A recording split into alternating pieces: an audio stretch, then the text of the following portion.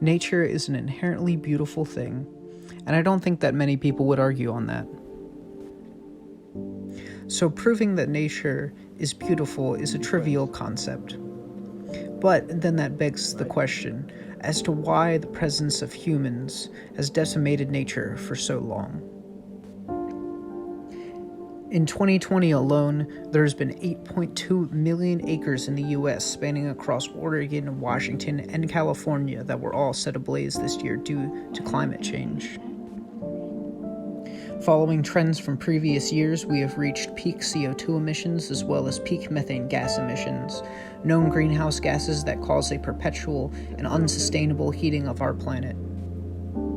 And it's hypothesized that if these trends continue, then the damage will be irreversible.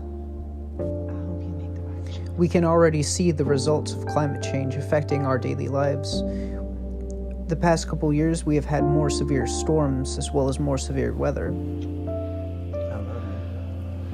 And we can see this very clearly in data as well. An example of this, September of 2020 has been the warmest September ever recorded. So we may begin to ask ourselves simply, how did this all happen and when did it begin? We only see these trends begin at the start of the Industrial Revolution. The industrialization of the United States resulted in us being able to propel ourselves into the modern age, creating cars and machinery to help us in our everyday lives. But with all these new advancements and all of these new things coming out, it comes at a grave cost. Since the Industrial Revolution, we can see an exponential increase of methane gas emissions as well as CO2 emissions. Factories relied heavily and solely on fossil fuels, which left a heavy carbon footprint on the world. Not to mention that now 40 million cars are produced every year just in the United States, which all contribute heavily to CO2 emissions. And now, with future generations left to deal with these issues, we must ask ourselves, what do we do about this problem? I believe that one of the first and very important steps is reassociation with nature. Many people consider themselves something that is simply not nature. We go for walks in the park, but never do we consider ourselves as part of that park. But the reality is that we are just as much a part of nature as trees, plants, birds, and bees are. In Chestnut Hill's mission statement in regards to creation, it states, recognizing the interrelationship among all aspects of creation, we commit ourselves to positive stepwardship and true kinship with the earth.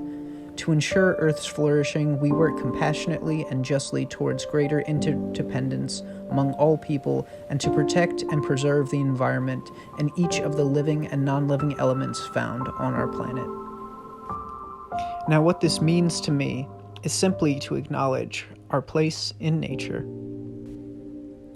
It is to acknowledge that nobody ever has asked to be born. We are simply here because nature wills us to be so. It is to acknowledge that we do not own the atoms in our body, but we are simply borrowing them from the universe. It is to acknowledge that the same iron in our blood is the iron of dinosaur blood.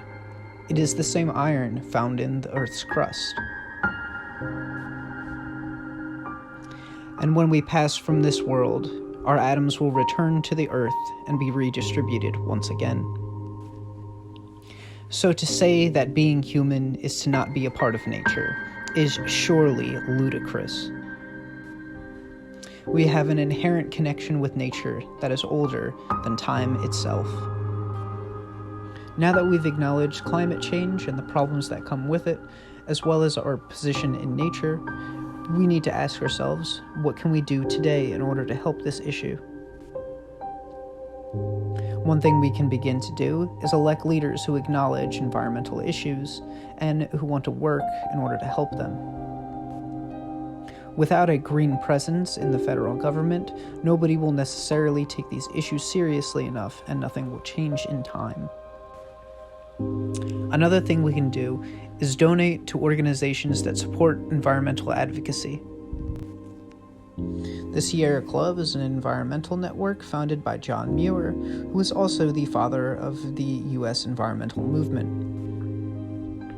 The Sierra Club helps plant millions of trees per year, as well as fighting for the preservation of American landmarks.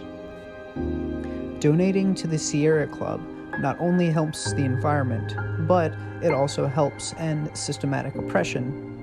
This is because the Sierra Club not only advocates for the rights of the environment, but it also helps advocate for the rights of minorities and people in the LGBTQ+ community. If these things seem a little bit out of your reach, there are a lot smaller things that can summate to a larger impact. Simple things like picking up after yourself, avoiding single-use plastics, purchasing a refillable water bottle, recycling when you can, travel by bike or use public transportation, and one that makes a big impact is cutting out beef from your diet. This is because cattle farming is the #1 contributor to methane gas emission. So, as a result, from cutting beef out from your diet, or simply eating meat once or twice a week, we can greatly reduce the amount of cattle that need to be farmed every year, and subsequently removing a lot of methane gas emission from the atmosphere.